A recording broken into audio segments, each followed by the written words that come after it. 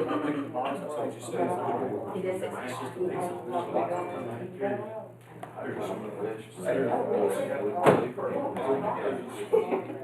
a spare tire there.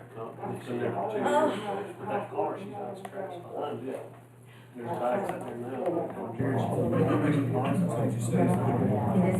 Okay, 6 o'clock, I'll call the meeting to order. This is the last council meeting. There's a spare tire But there. I'd like to ask Councilwoman King to lead us in our invocation. Right. Dear Father, thank you so much for the blessings that you give each one of us every day. Thank you for loving us and forgiving us and leading us as we should go. Father, I pray that you'll watch over this council meeting, let everything be done and send that's in your will. Thank you for blessing the city. Thank you for blessing each one of us. And we pray in your name. Amen. So stand and join me in the Pledge of Allegiance. Attention, salute, pledge. I pledge allegiance to the flag of the United States of America and to the republic for which it stands, one nation, under God, indivisible, with liberty and justice for all. If the clerk will call the roll, please. Councilmember Little. Here. Mazo. Here. Rustin. King. Here. Phillips. Here. Mayor May. Here, and we have a quorum with Councilman Rustin absent. Okay, so we'll take a look at the agenda. Not a lot on the agenda tonight, so that's good news. We should get through this fairly quickly. So take a second to take a look at that. Okay, so the first item on the agenda is the consent agenda, which would be the approval of the minutes from the November 30th council work session and approval of the minutes from the December 7th regular council meeting. Are there any changes or corrections to the minutes from anyone on the council? Okay, so with no changes or corrections, let the record show that the council unanimously approves the minutes and the consent agenda as written. So the next item is our departmental reports. We'll start with the police department. Okay.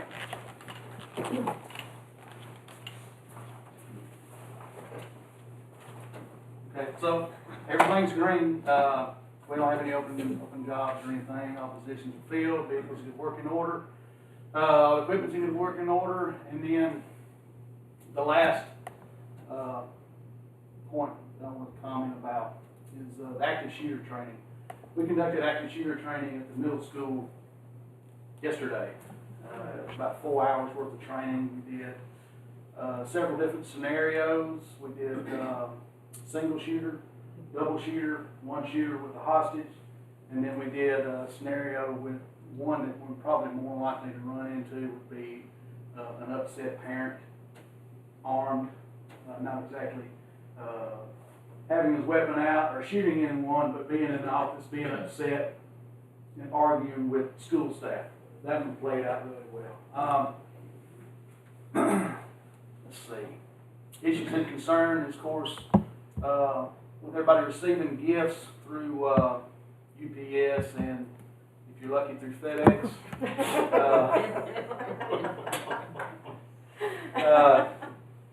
Just be aware if you've got packages coming in. Just you know, if you've got a neighbor that you trust or whatnot, have them go by and check, see if you've got packages on your porch, have them taken off. Don't leave them sitting there for, 6, 7, 8, 9 hours, trying to get them off your porch.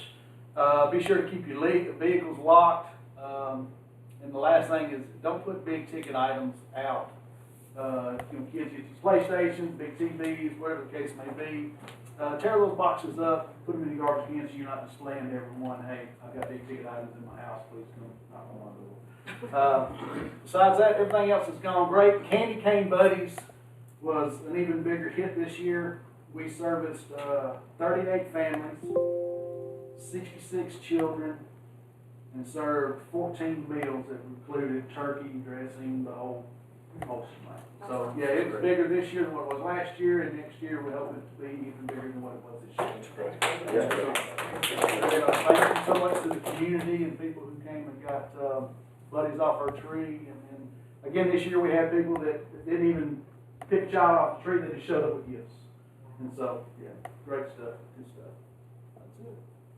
Well, I'm glad the active shooter training was on there, because yesterday my phone was blowing up. And they wanted me to drive over and figure, I said, no way. I was thinking, there's no kids there, so something bad's happening. I didn't know. And I didn't hear about it until just now. Yeah, it was some good training. You know, it was a lot of fun.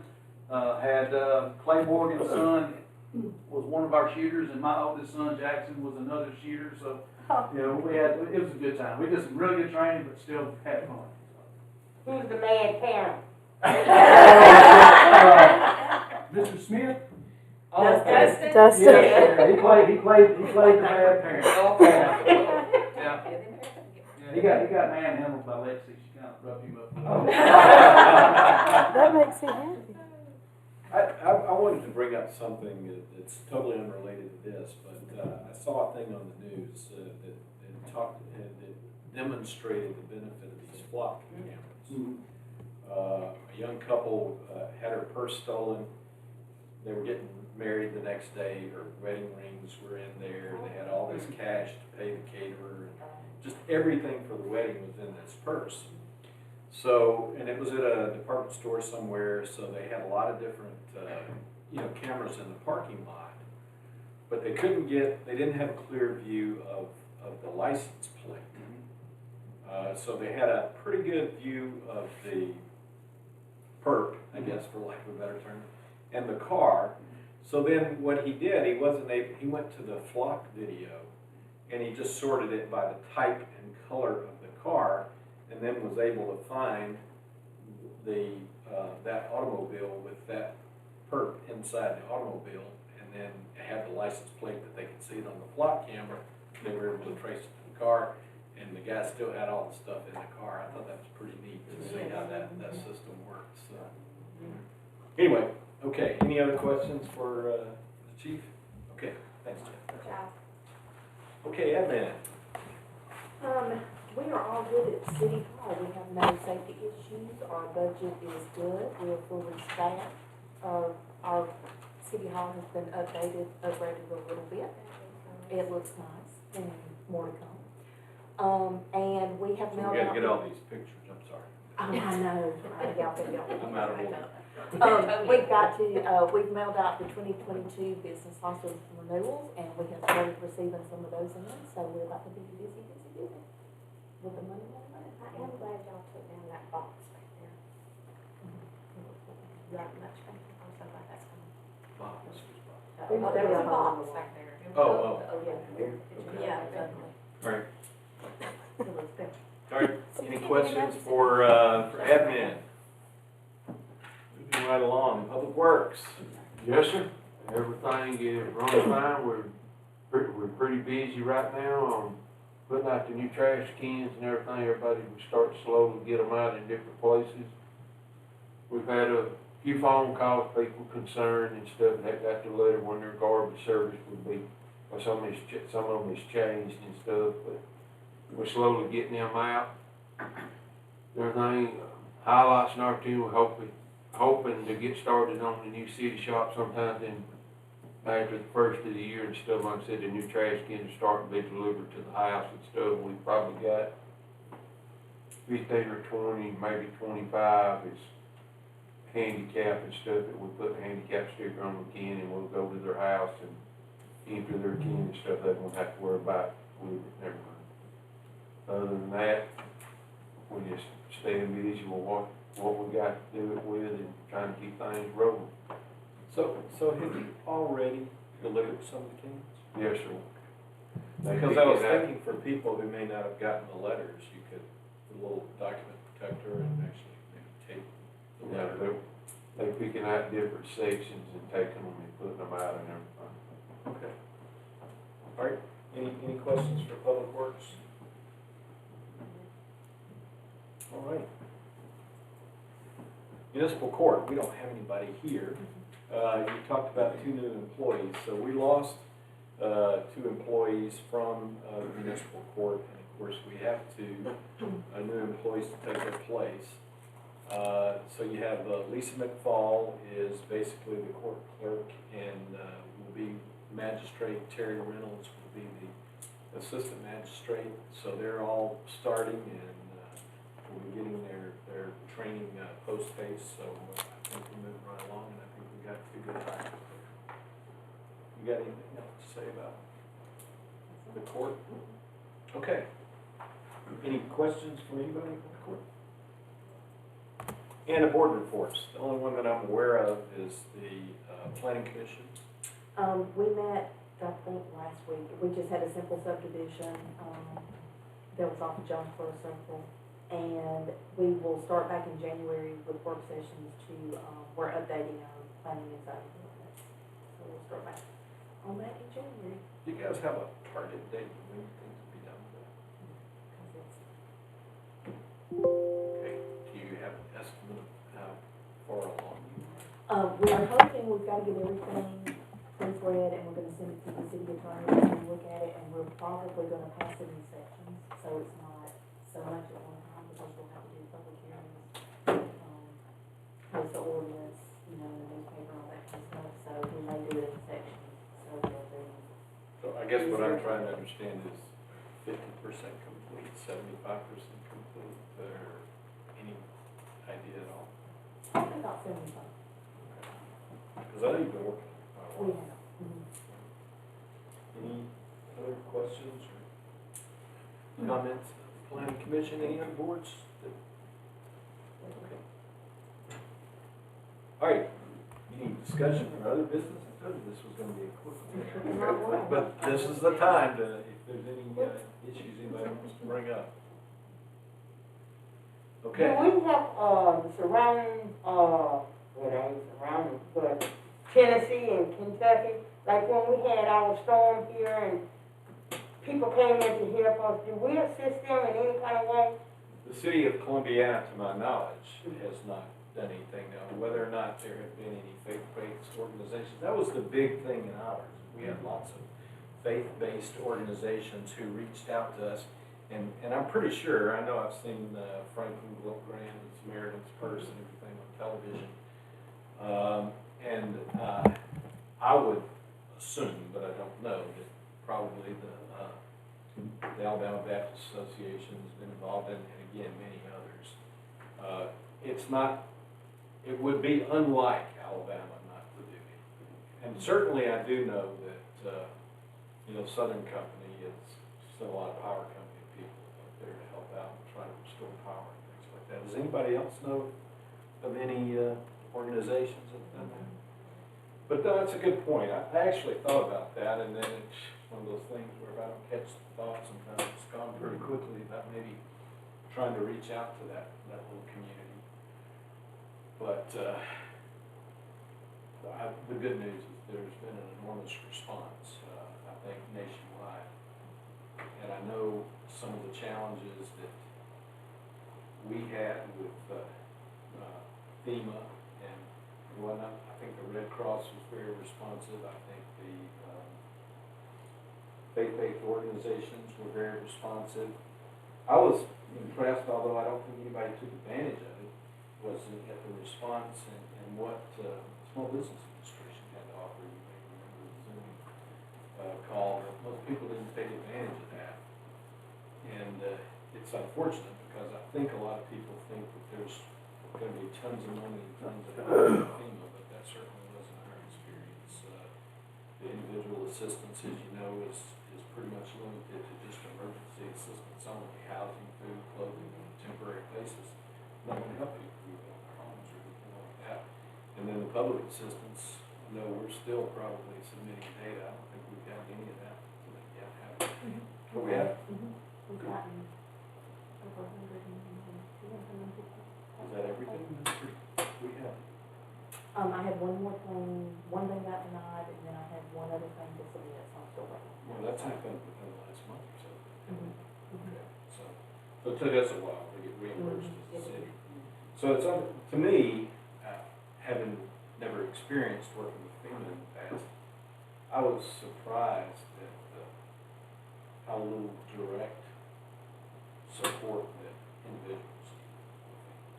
So that's why it's important to take care of, use those other things like faith-based charities and small business administration loans and things.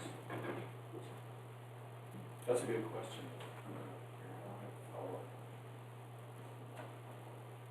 Any other business?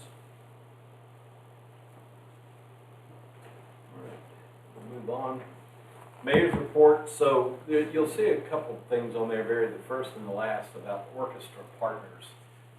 In November, I think it was, and I wasn't here, 58 Inc. brought a group of potential investors as well as an organization called Orchestra Partners to Columbiana. Ricky basically represented the city on my behalf. And Orchestra Partners is basically where you can see, I copied this right off their website. They're a planning and redevelopment advisory firm, and all those things are the things that they say that they do. They had planned on visiting and us having a meeting in follow-up to their November visit to where they were going to make a pitch for their services for Columbiana. They had several people in their office that tested positive for COVID. I said, nah, I'm planning on traveling for Christmas, so let's do it virtually. So we did a Zoom, but still, you can only do so much via Zoom, so that's why you see it on there a second time. They are actually going to come and do a face-to-face visit on the 13th of January. Hopefully we'll learn a little bit more. Like anything else, it's not a free service. They're basically trying to sell their service. And the only concern that I have there is that we've got a lot of irons in the fire with this Economic Development Academy that we're already participating in. We've reached out to the Regional Planning Commission to help us with our comprehensive plan. We're we've got a lot of things going on with Main Street, trying to fill a vacancy there. And I just worry about, just too many irons in the fire there. So, but we'll listen to see what they have to say. Good news is, yesterday we were notified by Shelby County that we received the 2022 Park and Rec grant. The amount of that grant is kind of TBD. We're supposed to, TBD, excuse me. We'll have a meeting with them after the first of the year, and they'll go over it with this, but it's up to $100,000. And so we pretty much submitted to them, I think pretty much what we had in our plan for recreational upgrades as far as our budget and whatnot. And then there are some other things we've talked about in the past, basketball courts and things of that nature, so whether or not we can add to that. But it's a 50% match type of grant, and so it potentially could be up to $100,000 where, if we had $200,000 worth of stuff, we'd have to throw $100,000. So still, good deal. I put some other grants up there just to let you know that we did get a one-year grant strategy. I sent copies out to the council from Azimuth Grants. And then one of the things that they had identified while they were working on was this EPA grant on recreation, tourism, and Main Street development, if you will, economic development. That is a planning grant. It's not money. It's assistance from the EPA to help us develop a strategy for recreation, tourism, and whatnot. So that has been submitted. And then there was a pop-up that came in from FEMA, which is Assistance to Firefighters Grant Program. A lot of stuff in there that would be good for our fire department, potentially funding for things like facilities, equipment, training, all kinds of good stuff. And I was very concerned because we were supposed to get that in. We had a deadline of I think it was the 15th, it was last week. But then they extended it out until January, which was good because we were really behind the power curve on that one. So we've already started gathering some data, and hopefully it'll allow us to be able to submit a good grant proposal to be competitive for that. I mentioned that we are participating in the League of Municipalities Economic Development Academy. The first class will be at Central Alabama Community College in Alexander City on the 6th of January. So those of us, Councilman Phillips and King and our city clerk, Charlene, all of us will be going down to Alexander City along along with two folks from our community, Kathy Hitt and Chris Strickland, for a one-day session. And they've sent out their agenda for that, and I emailed that to all you guys. So be looking for that. Yes. The only other thing is, starting tomorrow, Kathy and I are going to be gone through the holidays. We first celebrated early Christmas in South Carolina with our daughter and her family. On Christmas Eve, we're going to fly up to Boston. Our son lives in Worcester. It's about an hour outside of Boston. And I circled that on there because Saturday they got a 70% chance of a mixture of rain and snow. So maybe we'll like Christmas for us. 40% of snow on the next day. That's okay, Allie's making sure we have like Christmas. Yes, it'll snow. Oh, you got the machine? Are you gonna take a run? Yeah, do you mean just drive around town? But yours is bubbles. It's not even. If it's 70 degrees though, what do you do? All right, so anyway, that's all I have. Well, congratulations to your son, I'm so happy for him to come home. I know you are. Oh, you mean to Atlanta? To Atlanta. Yeah, well, that's Close. that's closer than You might not see your wife Massachusetts. very much. Oh, yeah. I've already told me. All right, announcements. All right, so city offices are closed Thursday and Friday for Christmas, and then next Friday for New Year's, and there's no trash pickup on those days either. And then on January 12th, that's a Wednesday night, we're going to do a Next Level Chef watch party. We're going to try to do that on Main Street with a blow-up screen, but pending the weather, it will be in the Grand Hall. So that should be fun. John Harrison, as most of you know, is a local Columbiana guy, and he is competing on Gordon Ramsay's show, Next Level Chef. And so that night, we're going to do a big community watch party. Is this the first? No. That's actually the third episode. Okay, so when's the first one on? The second. Mm-hmm.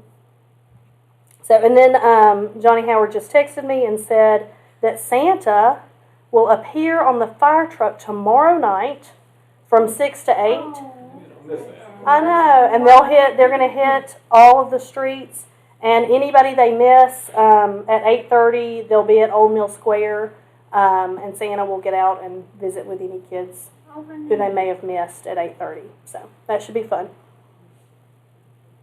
I think that's it. Okay.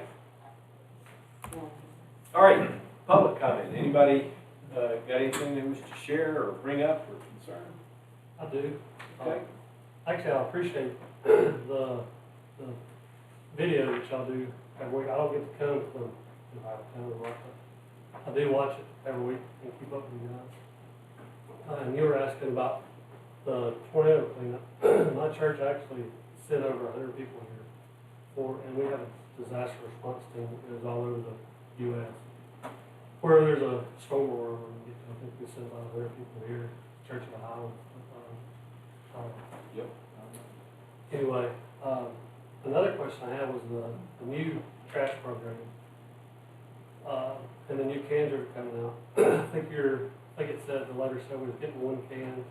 If you've already got a can that's exactly like the one that you're giving out, can we use both of those, or can we only use the city can? So the one I bought, I specifically bought it so it would, the guys could just roll it to the back of the truck and they could use their lift and dump it.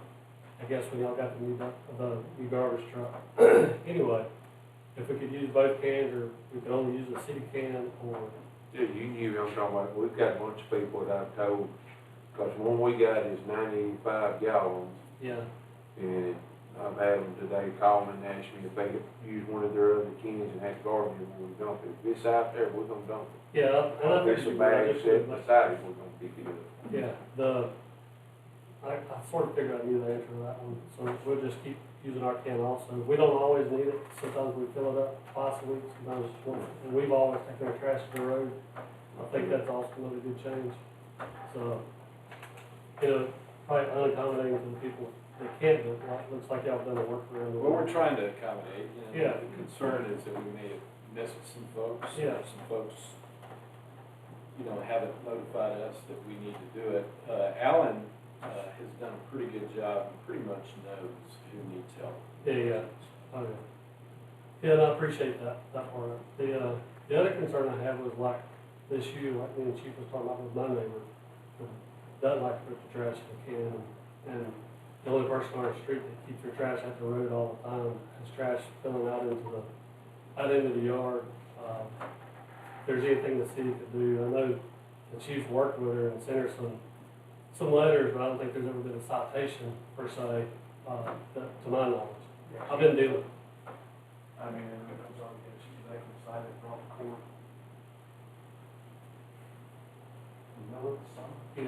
Yeah, and we've got people that's volunteered to help her, told her she'd just clean her yard up, they would cut her grass, neighbors, and one neighbor cut her grass one time, and he got a rope caught up in his lawnmower, it took him a half hour to get it out, it was just, she doesn't really want to help herself. And so a lot of things she does is really to thumb her nose at the city and to her neighbors on both sides, including me and the other neighbor. But the problem is she's just keeping her trash at the road all the time, with the pickup being one day a week. I don't know how she does it, but she fills her cans up both times. I don't know where it's coming from. So under our new city policy, is it end of the day or 24 hours for returning your can? Well, it never really set a time limit on it, stuff I'm talking about. Me and you talked about it, when we was talking about that a lot of cities give you 24 hours to have your can back. Could have sworn I read it somewhere, so I probably did it by researching other cities. I thought maybe it was our own thing. So that is, we can update our city policy on that. And, but in the meantime, let the police department know, and we can cite them again. Yeah. That process with any type of city nuisance is not nearly as robust and as fast as people would like for it to be, because, the first thing we typically do is, we don't want to run around giving everybody citations and fines. So the first thing you do is you talk to them, and you give them some time to clean it up. And if that doesn't happen, within the time period, then we give them a citation, and then they still have a period of time before they have to end up coming to court, and then if they end up coming to court, they're probably still gonna be given by the court some time. So this thing, it could take months, honestly. Well, yeah, I've been dealing with it since 2016. So it's frustrating, I know. Yeah, and I'm glad y'all come up with the idea to get the cans back off the road, because I foreseen with, we're picking up one day, people just do not, we've kind of taken advantage of a good program for a long time, having the guys go out of their way to pull the trash to the road, which I really never agreed with when I moved here, but, I've always taken it to the road. The cans just being left there all the time, and like I've had visitors come over and tell me how you got trash in the yard from your neighbor, and I have to go over and pick it up. But you haven't lived until you walk outside and have to clean up, dirty chimney products, get them out of your yard, and blow them back over back into the yard. So, when you have visitors come over to that kind of stuff. So, to say it's frustrating is an understatement. And I like the block cameras that y'all put up around town. I was telling the chief, she's rode around with a car for a year and a half with no tag on it. Still got a dealer tag, which if she doesn't have a tag on it, she doesn't have insurance, and they wrecked it multiple times. It's just, I know she's, just talking to other people, she's really good at taking advantage of people. She's used up all the resources as far as nonprofits and churches around the area, and she's had people come help her till they're exhausted with her, and she's just, I think she's at a point where she really needs to be dealt with in a more firm manner. I'm not saying run her off or, fine her beyond what she can pay for, but just, have a more firm handle of dealing with it. Okay, I don't have the answers. Oh, I'm not looking for it, I'm just We'll voicing. certainly look into Yeah, it. yeah. Yeah. But, again, I appreciate everything y'all done and part of it.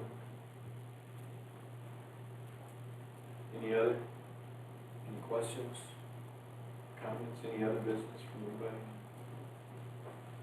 Okay, if there's no other business, I'll entertain a motion to, before I do that, This is the last council meeting of the year. For me and many of the of us on the council, although we've completed our first year since being elected, it has been, this is our first complete year as a council. It's been certainly been a learning experience for me, probably for all of us. You know, I think there's been some good things that we've been able to accomplish this past year. I think I always feel like that we could do more, and so we'll learn. Those of us who are new, we will learn and hopefully become more productive this year. But at the end of the day, I wanted to wish everybody a very Merry Christmas and a very Happy New Year. Last year, I think we all felt like, whew, 2020 is behind us because of COVID. I actually think 2021 might have been worse. But, you know, not going to dwell on the past. I think the key is to focus on the future. And I think the key is to always look inwardly and figure out what can we do to make things better. And so that's what I'm certainly going to try to do that, and I know this council will too. So I want to wish everybody a Merry Christmas and a Happy New Year. And having said that, I'll entertain a motion to adjourn. All right, we had a second and a motion.